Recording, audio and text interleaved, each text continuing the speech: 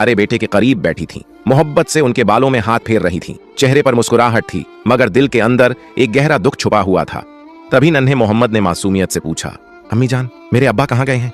हजरत आमिना ने धीरे से मुस्कुराते हुए आंखों में हल्की नमी के साथ कहा, बेटा, तुम्हारे वालिद एक लंबे सफर पर जा चुके हैं, ऐसे मकाम पर गए हैं जहां से कोई वापस नहीं आता। वो तुम्हारे रब के पास चले गए हैं। ये अल्फाज छोटे मोहम्मद सल्लल्लाहु अलैहि वसल्लम के मासूम दिल में तीर की तरह उतर गए। उन्होंने हैरानी से अम्मी की आंखों में देखा और नरमी से पूछा, अम्मी, क्या मेरे अब्बा बहुत दूर चले गए हैं? क्या मैं उनसे मिल नहीं सकता? हजरत आमिना के लबों पर खामोशी छा गई। कुछ लम्हे गुजरे, फिर उन्होंने बेटे को अपने सीने से लगा लिया और आहिस्ता से बोली, बेटा, तुम्हारे अब्बा तुम्हारी पैदाइश से पहले ही अल्लाह के बुलावे पर इस दुनिया से रुखसत हो गए थे।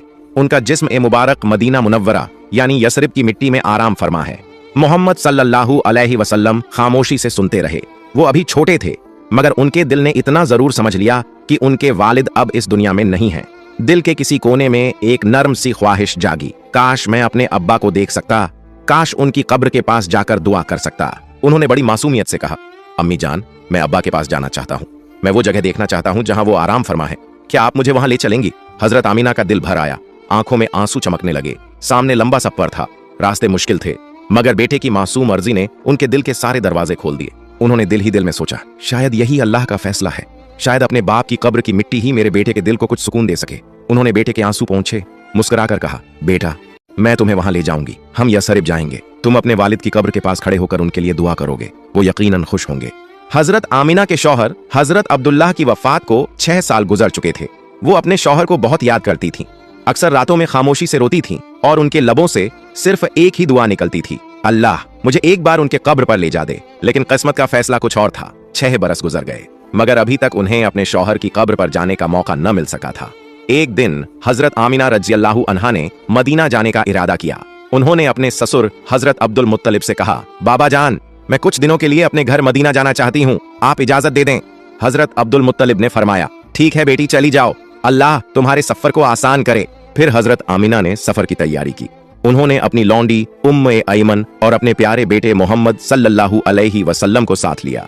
वो एक ऊंटनी पर सवार होकर मक्का से मदीना के लिए रवाना हुई। उस वक्त हुजूर सल्लल्लाहु अलैहि वसल्लम की उम्र सिर्फ 6 साल थी। मक्का से मदीना का फासला तकरीबन 400 किलोमीटर था। रास्ता सुनसान और वीरान था, इर्द गिर्द कोई आबादी नहीं थी। लेकिन ये 3 लोगों का काफिला आहिस्ता आहिस्ता मदीना की तरफ बढ़ता जा रहा था। इस काफिले में मर्द सिर्फ एक 6 साल का बच्चा था। सफर के दौरान हजरत आमिना की आंखों में बार बार आंसू आ जाते। वो दिल में सोचती, आज मैं अपने शौहर अब्दुल्लाह की कब्र पर जा रही हूँ। मैं जानना चाहती हूँ कि उनके आखिरी लम्हात कैसे थे, उन्हें कितना दर्द हुआ होगा। मैंने तो अभी उनके साथ जिंदगी की शुरुआत ही की थी, मगर वो मुझे इतनी जल्दी छोड़ गए। ऐसी ही सोचों में वो सफर करती रहीं। आखिर 10 दिनों के बाद वो मदीना पहुंच गईं। घर पहुंचकर जब हजरत आमिना ने अपनी माँ को देखा तो वो जब्त न कर सकीं। वो अपनी माँ से लिपट गईं और जोर जोर से रोने लगीं। उनके आंसू ही उनके दिल का सारा दर्द बयान कर रहे थे।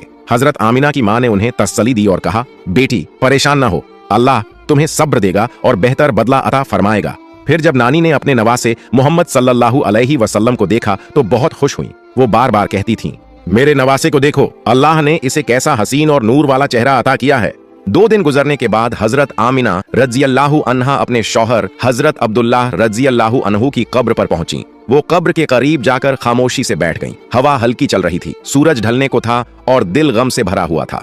हजरत आमिना ने कब्र की मिट्टी को हाथ से छुआ और आंखों से आंसू बहने लगे। वो देर तक रोती रहीं और दिल ही दिल में अपने शौहर से बातें करने लगीं। शायद वो ये कह रही थीं, ए अब्दुल्लाह, तुम मुझे इतनी जल्दी छोड़कर क्यों चले गए? मैंने तो तुम्हारे साथ पूरी जिंदगी गुजारने के ख्वाब देखे थे, लेकिन तुमने मुझे जिंदगी के सफर में अकेला कर दिया। तुम्हारे बिना कुछ भी अच्छा नहीं लगता। ऐ अब्दुल्लाह, काश तुम जिंदा होते तो देखते कि अल्लाह ने तुम्हारे बेटे को कैसा नूरानी चेहरा अता फरमाया है।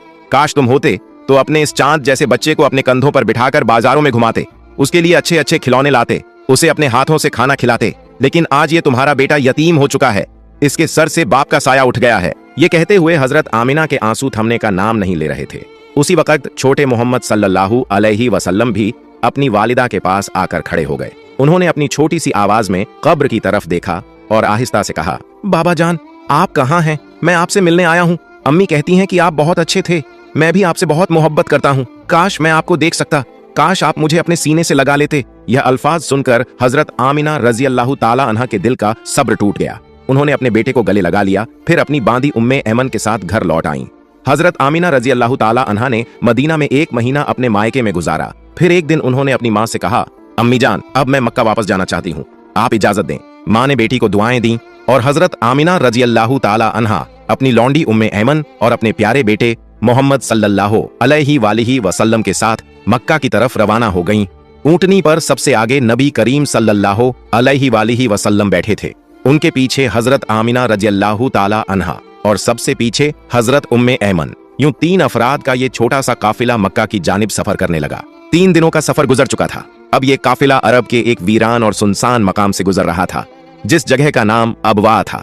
हर तरफ खामोशी थी, गिनी चुनी झाड़ियां और दूर तक काले सियाह पहाड़ दिखाई दे रहे थे। शाम होने को थी, आसमान पर सूरज ढल रहा था और ये तीनों मक्का की सिमत बढ़ रहे थे।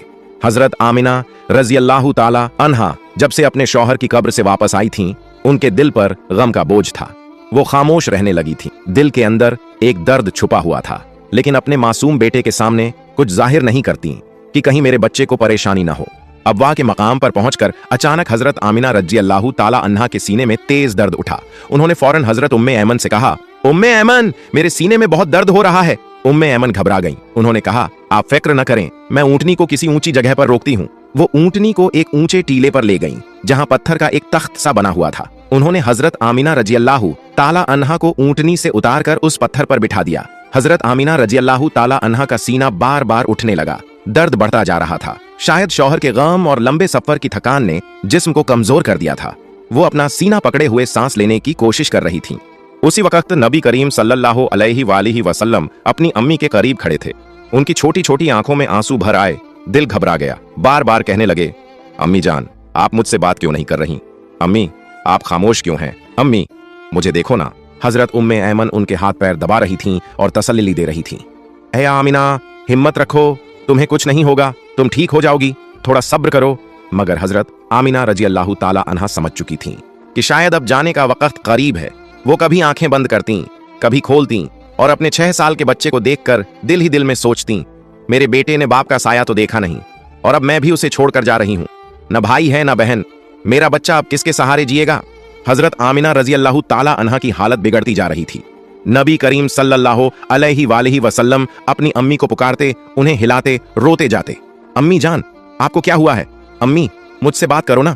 6 साल का वो बच्चा कुछ कुछ समझ रहा था, लेकिन मां के जाने का मतलब अभी भी दिल कबूल नहीं कर पा रहा था। हजरत आमिना रजी अल्लाह ताला अन्हा के सीने में दर्द शिद्दत इख्तियार कर चुका था। वो बार बार अपनी आंखें बंद करती, फिर खोलती, अपने बेटे को देखती और लबों पर हल्की सी मुस्कुराहट आ जाती, जैसे कह रही हो, मेरे बेटे, तू बहुत अजीम बनेगा। फिर उन्होंने सारा जोर लगाकर आंखें खोली, अपने बेटे के सर पर हाथ रखा और धीरे से फरमाया, बेटा, परेशान मत होना, मैं जा रही हूं, मगर दुनिया को एक ऐसा बच्चा देकर जा रही हूं जो सारी कायनात को रोशनी से भर देगा। ये अल्फाज कहते हुए हजरत आमिना रजी अल्लाह ताला अन्हा ने हजरत मोहम्मद सल्लल्लाहु अलैहि वसल्लम का सर अपने सीने पर रख लिया और आंखें हमेशा के लिए बंद कर लीं। कुछ लम्हों के लिए फजा में सन्नाटा छा गया, जैसे वक्त थम गया हो। फिर 6 साल के उस नन्हे मोहम्मद सल्लल्लाहु अलैहि वसल्लम ने अपनी अम्मी को देखा। कोई जवाब नहीं, कोई आवाज नहीं। आंसू उनकी आंखों से बहने लगे। वो अपनी अम्मी को हिलाकर कहने लगे, अम्मी जान, उठो, मुझसे बात करो, मैं आपके बगैर नहीं रह सकता, मैं आपके साथ मक्का जाऊंगा, मेरे पास आपके सिवा कोई नहीं। वो मंजर इतना दर्दनाक था कि अगर आसमान पर फरिश्ते भी देख रहे हों तो वो भी रो पड़े होंगे। उम्मे ऐमन हजरत सल्लल्लाहु अलैहि वसल्लम के पास आईं। उनके छोटे से सर को अपने सीने से लगाकर धीरे से कहा, बेटा, तुम्हारी अम्मी अब हम सबको छोड़कर चली गई हैं, वो अब वापस नहीं आएंगी। लेकिन एक 6 साल का बच्चा भला मौत को क्या समझे? वो बार बार अपनी मां को पुकार रहे थे, उनके चेहरे को छू रहे थे, जैसे अपनी मासूम दुआओं से उन्हें वापस लाना चाहते हों। वो रेगिस्तान जहां न कोई बस्ती थी न कोई साया, वहां एक यतीम बच्चा अपनी मां के पास बैठा रो रहा था। अल्लाह चाहता तो आमिना को मदीना में वफात देता, जहां नानी, मामू या खाला उन्हें संभाल लेते। अल्लाह चाहता तो मक्का में वफात देता, जहां चाचा या दादा दिलासा देते। मगर नहीं, अल्लाह ताला चाहता था कि सारी दुनिया देख ले, ये मोहम्मद सल्लल्लाहु अलैहि वसल्लम वो हस्ती हैं जिनकी खातिर कायनात बनी है। और आज उसी रेगिस्तान में रब्बुल आलमीन अपने महबूब को यतीमी की आजमाइश से गुजार कर उन्हें सब्र और अजमत का पहला सबक दे रहा था। आसमान पर सूरज ढल रहा था। अबवा की सरजमीन फिर एक बार गवाह बन रही थी उस मंजर की जो पत्थर दिल को भी पिघला दे। अल्लाह ताला ने फरिश्तों को मुखातिब करते हुए फरमाया, मैं इस बच्चे से इतनी मोहब्बत करता हूं कि पूरे कुरान में उसे कभी नाम लेकर नहीं पुकारा, हमेशा मोहब्बत से कहा, या अय्युहन नबी या अय्युहर रसूल, ये मेरा महबूब मोहम्मद सल्लल्लाहु अलैहि वसल्लम है, जिसके इशारे पर आसमानों में झलझला आ जाता है, जिसके हाथ दुआ के लिए उठें तो मैं दुनिया का निजाम बदल देता हूँ, जिसकी उंगली के इशारे पर मैं चांद के 2 टुकड़े कर देता हूँ। ऐ लोगो, आ जाओ, देख लो अब्बा के मकाम पर वही बच्चा जिसके लिए मैंने कायनात बनाई, आज अपनी माँ से लिपट कर रो रहा है और उसके आंसू रेत को भी नरम कर रहे हैं। उम्मे ऐमन ने पत्थरों को हटाकर एक छोटी सी कब्र बनाई। जब हजरत आमिना रज़ियल्लाहु ताला अन्हा को उस कब्र में उतारने का वक्त आया तो नन्हे मोहम्मद सल्लल्लाहु अलैहि वसल्लम मां से लिपट गए। आंसुओं में डूबी आवाज में कहने लगे, खाला जान, मेरी अम्मी को इन पत्थरों में मत रखो, मुझे अपनी माँ के साथ घर जाना है। उम्मे ऐमन की आंखों से भी आंसू बहने लगे। उन्होंने बड़ी मुश्किल से हजरत सल्लल्लाहु अलैहि वसल्लम को अलग किया और हजरत आमिना रज़ियल्लाहु ताला अन्हा को कब्र में उतारा। जब वो ऊंटनी की तरफ वापस आईं तो देखा कि हजरत मोहम्मद सल्लल्लाहु अलैहि वसल्लम वहां नहीं है। परेशानी के आलम में ऊपर टीले की तरफ भागी तो देखा वो 6 साल का बच्चा अपनी माँ की कब्र से लिपट कर रो रहा है और बार बार कह रहा है, अम्मी जान, आप मुझे अकेला क्यों छोड़ गईं? मेरा कोई भाई नहीं, कोई बहन नहीं, अब मैं किसके सहारे जीऊंगा? उम्मे ऐमन पीछे से आई। उन्होंने हजरत सल्लल्लाहु अलैहि वसल्लम को उठाया, गोद में लिया और धीरे से कहा, बेटा चलो, हमें मक्का वापस जाना है। हजरत सल्लल्लाहु अलैहि वसल्लम ने रोते हुए कहा, नहीं खाला जान, मैं अपनी अम्मी के साथ जाऊंगा। मगर उम्मे ऐमन ने मोहब्बत से उन्हें ऊंटनी पर बिठाया और दोनों मक्का की तरफ रवाना हुए। रास्ते में जब तक हजरत आमिना रज़ियल्लाहु ताला अन्हा की कब्र नजर आती रही, सल्लल्लाहु अलैहि वसल्लम बार बार पीछे मुड़कर देखते रहे और रोते हुए कहते, खाला जान, मुझे मेरी माँ के पास वापस ले चलो, मैं उनके बगैर मक्का नहीं जाऊंगा। 4 दिन का लंबा सफर था, मगर वो मासूम बच्चा एक लम्हे के लिए भी न सोया, हर वक्त रोता रहा। जब मक्का पहुंचे तो हजरत अब्दुल मुत्तलिब ऊंटनी के पास आए और पूछा, उम्मे ऐमन, आमिना कहाँ हैं? ये सुनते ही उम्मे ऐमन की आंखों से आंसू बहने लगे। सल्लल्लाहु अलैहि वसल्लम दौड़कर अपने दादा से लिपट गए। अब्दुल मुत्तलिब के लब्बों पर लरजती हुई आवाज निकली, 3 लोग गए थे, 2 ही क्यों वापस आए? उम्मे ऐमन ने सारा वाकया सुनाया। अब्दुल मुत्तलिब की आंखों से भी आंसू बह निकले।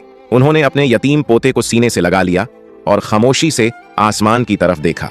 शायद दिल में यही कह रहे थे, या अल्लाह, मेरे पोते पर इतनी छोटी उम्र में इतनी आजमाइशें क्यों? घर का माहौल गम में डूबा हुआ था।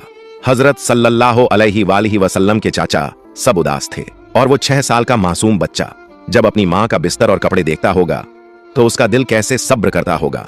अम्मी की वफात के बाद हजरत मोहम्मद सल्लल्लाहु अलैहि वसल्लम बहुत खामोश हो गए, किसी से बात नहीं करते, बस कभी कभी आसमान की तरफ देखते रहते। उसके बाद दादा हजरत अब्दुल मुत्तलिब ने उन्हें अपनी कफालत में ले लिया और वो नन्हा सा यतीम बच्चा, जिसे आसमान और जमीन का रब महबूब कहता है, अब अपने दादा के घर में जिंदगी के अगले इम्तिहानों के लिए तैयार हो रहा था।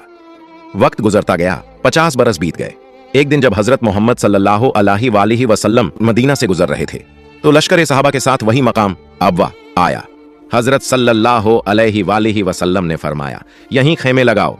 फिर आहिस्ता आहिस्ता उस टीले पर चले जहां माँ की कब्र थी और फिर वही बच्चा जो कभी 6 साल का था, अब अल्लाह का नबी बन चुका था। उन्होंने अपनी माँ की कब्र को देखा, लिपट कर रो पड़े। इतना रोए कि सहाबाए किराम भी अपने आंसू न रोक सके। फिर सर उठाया और फरमाया, काश मेरी माँ जिंदा होती और मैं नमाज पढ़ने के लिए खड़ा होता और वो पुकारती, बेटा मोहम्मद, तो मैं अपनी नमाज तोड़कर अपनी माँ की खिदमत के लिए हाजिर हो जाता। प्यारे दोस्तों, अगर आपको मेरी वीडियो पसंद आई हो तो मेरी वीडियो को लाइक करें और मेरे चैनल को सब्सक्राइब करें।